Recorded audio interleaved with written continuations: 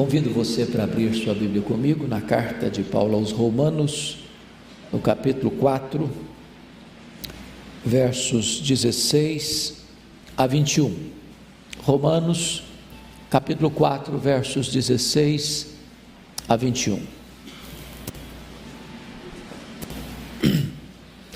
Está escrito: esta é a razão porque provém da fé, para que seja segundo a graça, a fim de que seja firme a promessa para toda a descendência, não somente ao que está no regime da lei, mas também ao que é da fé que teve Abraão, porque Abraão é pai de todos nós, como está escrito: por pai de muitas nações te constituí, perante aquele no qual creu, o Deus que vivifica os mortos e chama à existência as coisas que não existem. Abraão, esperando contra a esperança, creu, para vir a ser pai de muitas nações, segundo lhe fora dito: assim será a tua descendência. E sem enfraquecer na fé, embora levasse em conta o seu próprio corpo amortecido, sendo já de 100 anos, e a idade avançada de Sara, não duvidou por incredulidade da promessa de Deus, mas pela fé se fortaleceu, dando glória a Deus, estando plenamente convicto de que Ele era poderoso para cumprir o que prometera. Eu queria pensar um pouco com vocês sobre o tema: tenha paciência, Deus está no controle. Tenha paciência, Deus está no controle. O livro de Provérbios diz que a paciência ou a esperança que se adia adoece o coração. Talvez uma das maiores dificuldades que você tem, e eu estou certo de que eu também, é com o problema da falta de paciência. Algumas coisas me deixam um pouco estressado. Uma fila enorme que parece que não anda, a hora está chegando, você tem outro compromisso, a coisa não acontece. Você tem um compromisso, o trânsito para, e você percebe: não vou chegar. Essas coisas deixam a gente estressados. Mas a paciência é um fruto do Espírito. E nós estamos vivendo uma geração de paciência curta, de nervos à flor da pele, de estresse total quase. O cantor popular traduz assim: bem, vamos embora, porque esperar não é saber. Quem sabe faz a hora, não espera acontecer. Nós estamos vivendo hoje, neste século 21, a época do imediatismo. Poucos de nós, no corre-corre da vida, a não ser num dia de feriado, ou uma noite que você sai para jantar, você quer ir num fast food, porque você não tem paciência de esperar, pedir, preparar a comida, o prato chegar e você então tomar uma refeição. É assim que nós vivemos hoje. Hoje eu quero tratar desse assunto com você numa perspectiva bíblica, porque tem muitas pessoas que se desesperam mesmo antes de esperar. Deixa eu lhe dar um exemplo de um relato que li, que machucou muito meu coração. Um médico cujo filho único tinha uma doença incurável. Depois de muito sofrimento do filho, aquele médico resolveu aplicar eutanásia no seu filho. Quando ele estava voltando do cemitério, depois de sepultar o filho, ele recebe um telegrama de um médico amigo, e esse telegrama dizia assim: acabamos de descobrir com sucesso o remédio, a vacina para a doença do seu filho. Bom, era tarde demais. Ele se desesperou antes de esperar. Há outras pessoas que vivem o próprio desespero, sem esperança. Penso eu que aquele homem retratado por Jesus lá em João capítulo 5, no tanque de Betesda, há 38 anos, deitado numa maca, paralítico. Jesus pergunta: você quer ser curado? Ele não disse nem que sim, nem que não.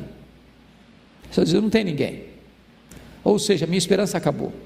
Eu não tenho mais nenhuma perspectiva de que minha vida seja mudada, de que meu destino será alterado, de que eu um dia possa andar. Para mim, acabou o meu projeto de vida. Tem muita gente assim, já jogou a toalha, já não espera mais nada, já se capitulou. Há outros que esperam até mesmo com segurança, louvado seja Deus, não importa a circunstância.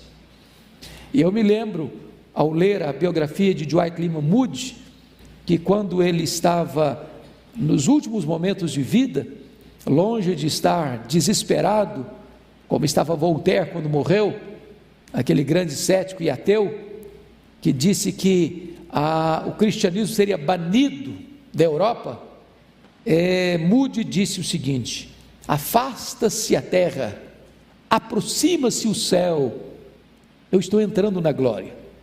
É alguém que não tem nenhum desespero, mas tem uma esperança segura. Mas o texto que nós acabamos de ler fala daquele que espera contra a esperança. Contra a esperança.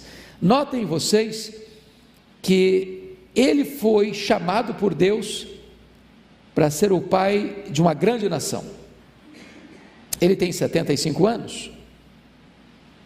Até os 86 a promessa não tinha se cumprido. Arranja um bebê de proveta, mas não era o projeto de Deus. Uma barriga de aluguel, mas não era o projeto de Deus. E ele está com 99 anos e Deus diz agora eu vou mudar seu nome de Abrão, grande pai, para Abraão, pai de muitas nações. Mas o seu corpo já estava amortecido. A sua mulher era estéril e já tinham passado as regras.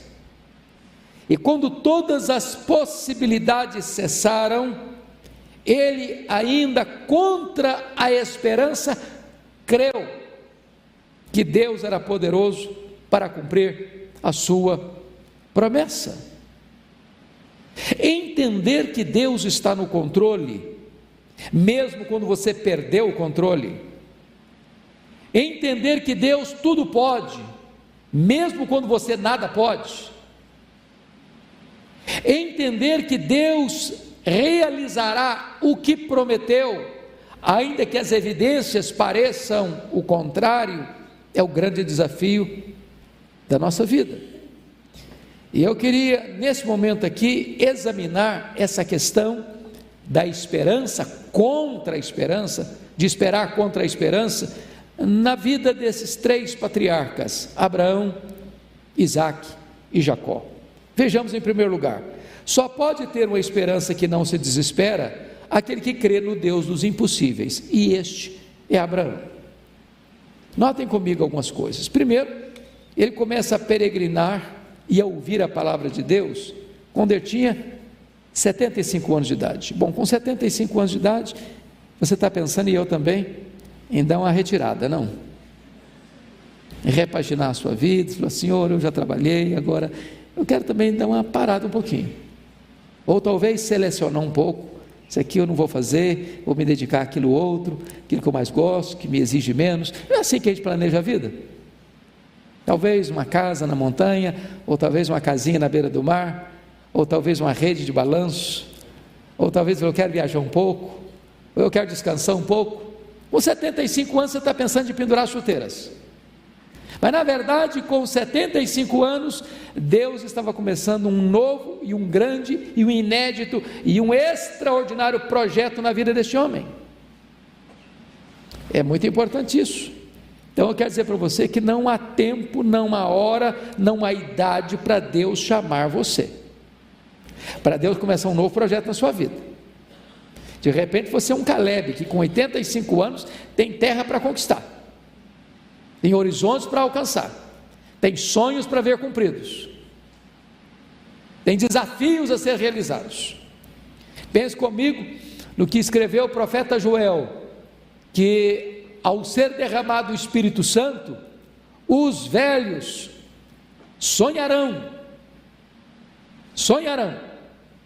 E é claro que quando está dizendo que sonharão, não está falando que comeu bastante e vai ter sonho de noite, não é isso não.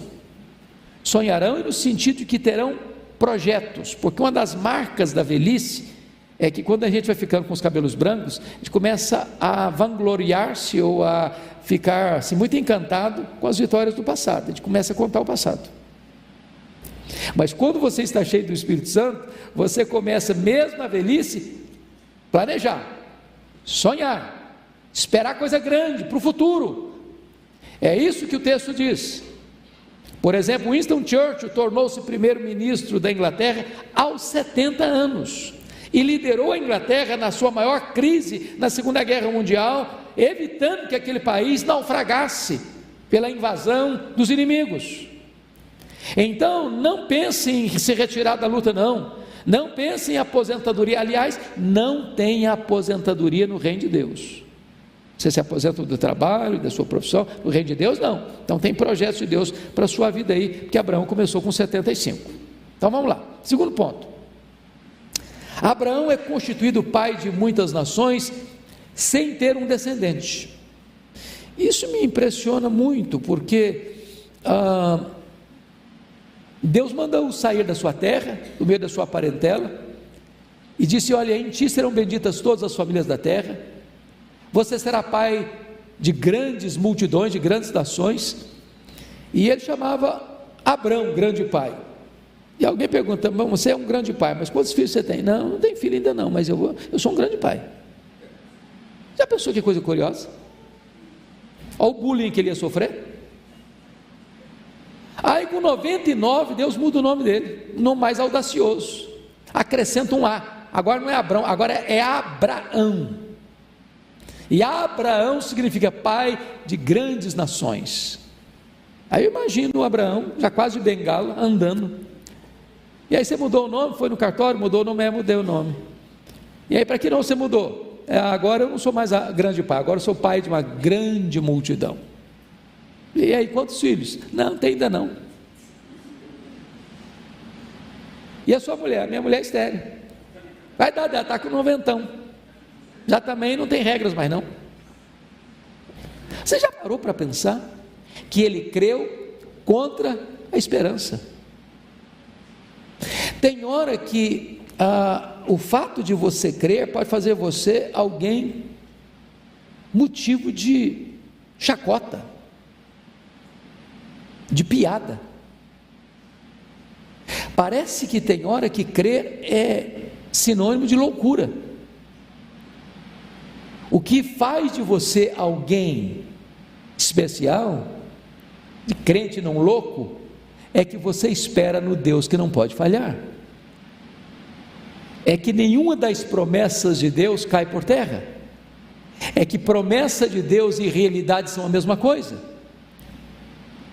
Deus não é um homem para mentir. E ainda que pareçam loucas essas promessas, elas hão de se cumprir, se foi Deus que falou, se foi Deus que prometeu. E como Deus prometeu, Deus cumpriu na vida do Abraão. Agora notem vocês, em terceiro lugar, que Abraão tinha agora 100 anos quando Isaac nasceu. Diz a Bíblia que o corpo dele estava amortecido.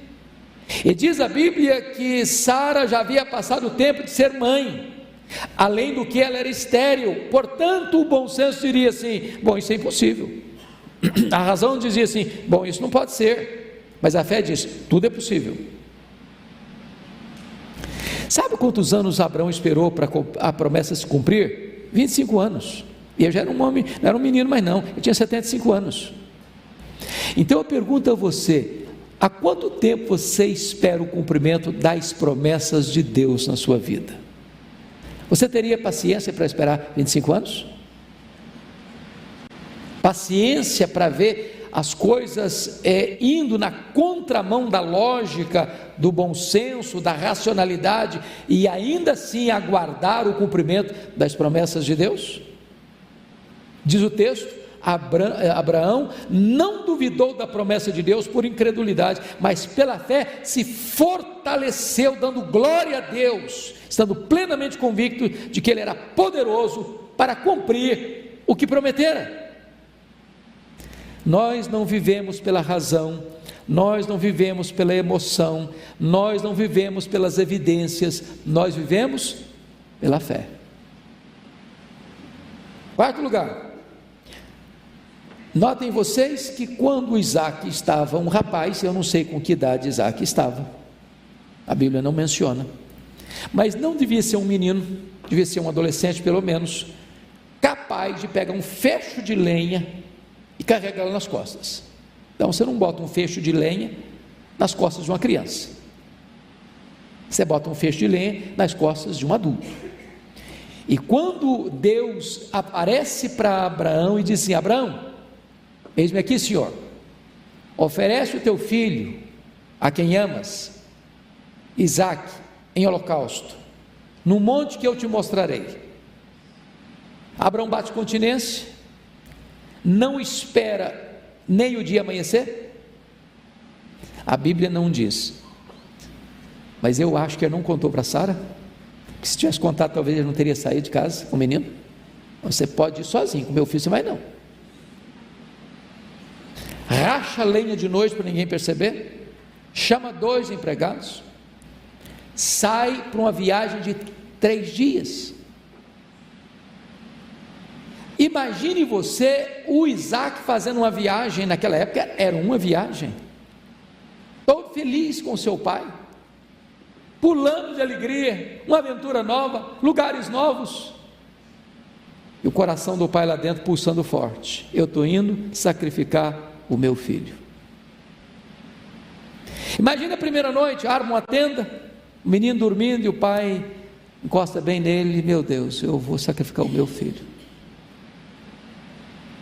Segundo dia, uma caminhada longa, para um pouquinho para descansar, e chega à tarde, arma uma tenda para dormir. Abraão olha para o menino, talvez dê um beijo no rosto dele: eu estou indo sacrificar o meu filho. O último dia, avistam de longe o Monte Moriá, e Abraão diz para os seus moços: vocês fiquem aqui, eu e o menino iremos lá, tendo nós adorado, voltaremos. Por que ele disse isso? Porque ele creu que Deus era poderoso até para ressuscitar o seu filho.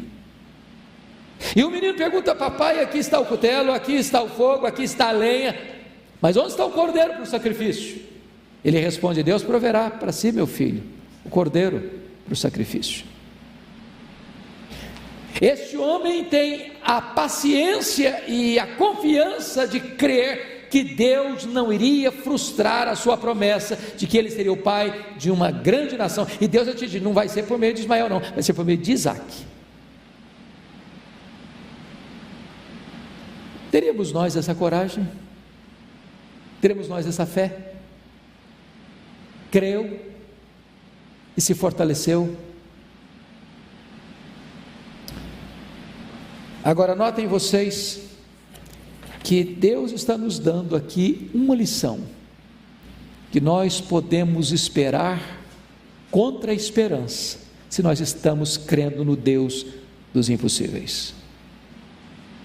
Eu não sei o que é uma causa difícil na sua vida, o impossível na sua vida, na sua família, com seus filhos, com seu casamento, com as coisas que você aguarda de Deus, mas estou dizendo para você que Deus pode o impossível dos homens.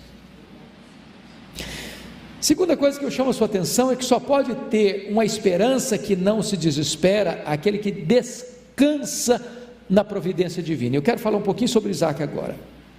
Primeira coisa que me impressiona em Isaac é que Isaac casou com 40 anos com Rebeca e esperou 20 anos o nascimento dos filhos. Diz a Bíblia que ela era estéril, sua mulher. Você já orou 20 anos por uma causa? Porque o texto é muito curto, mas imagine você quantas noites Isaac lá deitado com a sua mulher, diz: Deus, o Senhor podia abrir o ventre dela, Senhor, o Senhor podia curar a minha mulher, oh meu Deus, o Senhor podia fazer um milagre. E ele ora hoje, ele ora a semana que vem, ele ora o mês que vem, ele ora o ano que vem, ele ora um ano, ele ora 5 anos, ele ora 10 anos, ele ora 15 anos, ele ora 19 anos, ele ora 20 anos. Você tem essa paciência? Você tem essa perseverança? Há quanto tempo você ora para Deus fazer um milagre na sua vida, na sua casa, na sua família? Você tem perseverado em oração? Mas pense comigo em outra cena. Isaac teve a paciência de resolver conflitos com os filisteus. Você se lembra disso? Isaac era um homem muito próspero, ele prosperou no deserto. A Bíblia diz que ele semeou no deserto e ele colheu a 100 por um. Isso produziu invejas, porque ele cavava um poço e dava água, aí vinham os filisteus por inveja, enterravam, jogava terra e parava de brotar água. Ele ia para frente, cavava outro poço e os filisteus iam lá, enterravam os poços e parava de jogar água. Ele ia para frente, cavava outros poços e eles iam enterrar os poços, e ele não brigava. Ele ia para frente, cavava novos poços. Então eu vou fazer uma pergunta: você é daquele tipo de gente que não mexe com você não? Não mexe com seus direitos não? Você vira um leão, vira uma onça? Daquele tipo de gente que diz assim: é melhor passar por cima do meu cadáver do que passar por cima dos meus direitos? Você tem a paciência de preferir sofrer o dano do que brigar? Abrir mão de seus direitos, sabendo que Deus é quem está no controle da sua vida? De experimentar o que Provérbios diz: quando você tem essa capacidade de perdoar, Deus transforma seus inimigos em amigos. E os filisteus tiveram que voltar a este homem Isaac e reconhecer que ele era o abençoado de Deus, e resolveram fazer aliança com ele, porque perceberam que não adiantava brigar com esse homem, porque quanto mais brigavam com ele, mais adiante ele ia, mais bênção ele fluía da parte de Deus. Você tem essa paciência de abrir mão de direitos seus? Mas pense um pouquinho mais em Isaac comigo. Isaac esperou 20 anos para que Jacó voltasse para casa. Você se lembra que o Jacó saiu de casa brigado.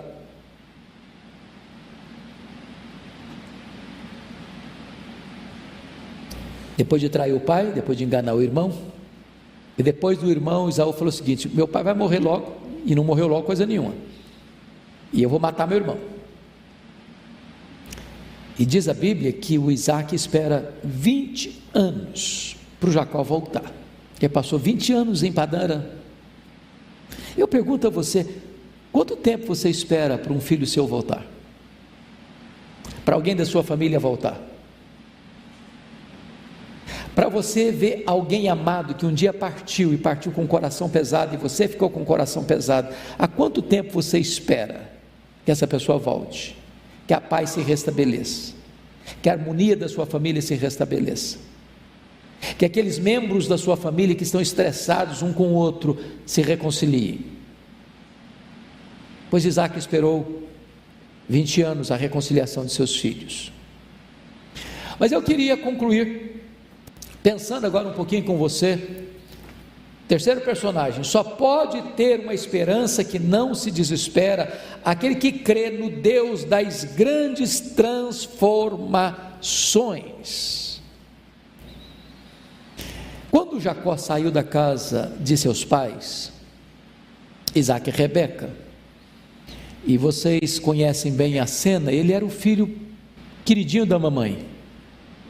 O Jacó vivia, numa linguagem bem brasileira, na barra da saia da mãe.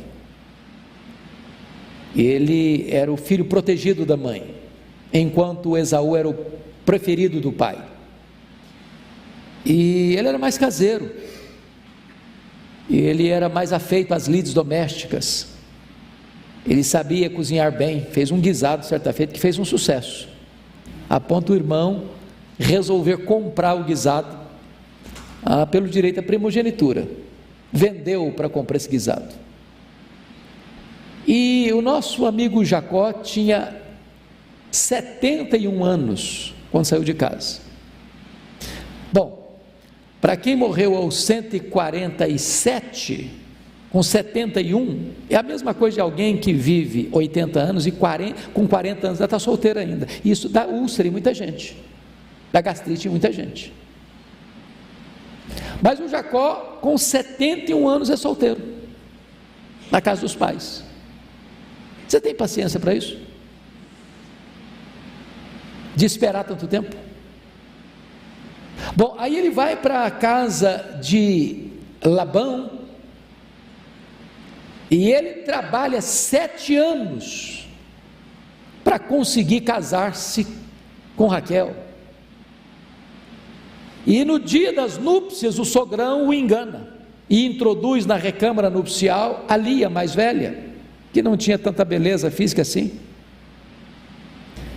e quando ele acorda apavorado, e com muita raiva do sogro, o sogro diz: não, aqui na nossa terra é assim não, não casa com a caçula, não se casar com a mais velha não, primeiro a mais velha, então você quer casar com ela, com a Raquel, você vai trabalhar mais 7 anos, você já pensou o que é trabalhar 14 anos, para se casar? E a Bíblia diz que aquilo foram com poucos dias, pelo tanto que ele a amava. Agora, se você pensa que foi trabalhar no ar-condicionado, não foi não, foi trabalhar atrás de ovelhas, debaixo do sol causticante, de uma região árida e seca. Você teria paciência de investir tantos anos pela pessoa que você ama, pagar um preço tão alto? Agora pense comigo, que Jacó esperou nada menos do que 20 anos para se reconciliar com seu irmão Esaú. Meus irmãos, eu fico imaginando que cada dia que passava, aquilo passava na mente dele: meu Deus, como é que vai ser minha volta? Como é que vai ser minha volta? Meu irmão está com raiva de mim, meu irmão quer me matar, e lá naquela época não tinha carta, naquela época não tinha telefonema, naquela época não tinha contato, ele não sabia como é que estava o coração do irmão dele. Tanto é que no momento do encontro, ele toma as devidas precauções para que seu irmão não mate a família dele. 20 anos para se reconciliar, 20 anos para retomar a vida familiar, 20 anos para experimentar a graça de Deus restauradora na sua família. Agora pense mais comigo, Jacó chorou 22 anos por José. José tinha 17 anos quando foi vendido para o Egito. José ficou 22 anos no Egito até mandar chamar sua família. Jacó espera dos 108 anos aos 130 anos, talvez chorando todo dia pelo filho. Pensa comigo em quanta paciência, até que Deus, por sua graça, fez o seu filho reviver diante dos seus olhos. E eu hoje faço uma pergunta para você que está aqui: há quanto tempo você espera o renascimento dos seus filhos diante dos seus olhos? Há um ditado popular que diz que a esperança é a última que morre. Para muitos a esperança já morreu, mas se você crê no Deus de Abraão, no Deus de Isaac e no Deus de Jacó, você pode ter a esperança que não se desespera, porque aquele em quem você espera é o Deus que vivifica os mortos, é o Deus que chama à existência as coisas que não existem, que faz com que a mulher estéril seja alegre mãe de filhos, que pode o impossível. Então, faça como Abraão, espere em Deus, mas ainda que contra a esperança, espere em Deus. Talvez hoje, aquilo que mais faz você chorar, vai ser o motivo da sua maior alegria amanhã. Talvez o filho, a filha que hoje mais traz angústia e dor ao seu coração, vai ser aquele ou aquela que vai trazer mais alegria à sua alma. Há duas coisas que Deus não pode falhar, irmãos. Primeiro, Deus não pode falhar quanto a si mesmo. Segundo, Deus não pode falhar com respeito às suas promessas. Então espere em Deus. Eu queria que nesse momento você pudesse fechar seus olhos, curvar sua fronte e colocar a sua vida diante de Deus. Você que está esperando um milagre acontecer na sua vida, na sua família, na sua casa. Você, esposa, ainda pode ver seu marido convertido ao Senhor. Você, pai, você, mãe, pode ainda ver seu filho e sua filha se rendendo aos pés do Salvador. Você, rapaz, você, moça, ainda pode esperar um lar abençoado e um casamento feliz.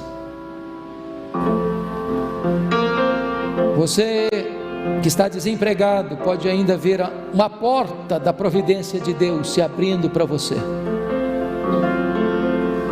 Você, marido, você, esposa, que está com o casamento fragilizado, pode ver seu casamento ressuscitando das cinzas. Você que acha que o seu amor acabou, Deus pode acender essas chamas de novo. Então eu clamo a você a conhecer o Deus de Abraão, o Deus de Isaac, o Deus de Jacó, o Deus que ressuscita os nossos sonhos, Deus que nos toma quando nós já estamos completamente falidos e realiza um grande milagre para que toda a glória seja dele. Hoje você pode agir como Abraão, que esperando contra a esperança, creu, e sem enfraquecer na fé, embora levasse em conta o seu próprio corpo amortecido, sendo já de 100 anos e a idade avançada de sua mulher, não duvidou por incredulidade da promessa de Deus, mas pela fé se fortaleceu, dando glória a Deus. Bendito é o teu nome, Senhor, porque tu és o mesmo Deus do passado, o Deus que age, o Deus que intervém, o Deus que opera maravilhas, o Deus que realiza milagres, o Deus que surpreende, o Deus para quem não há impossíveis, o Deus todo-poderoso que está aqui agora, nesta noite, assistindo-nos, cercando-nos com o seu cuidado. Bendito é o teu nome. Aquieta a nossa alma, abranda os temores do nosso coração e gera em nós, Deus, aquela fé inabalável, aquela confiança plena de esperar, ainda que contra a esperança. Assim oramos, e assim adoramos, e assim exaltamos o teu nome, em Cristo Jesus, nosso Salvador. Amém.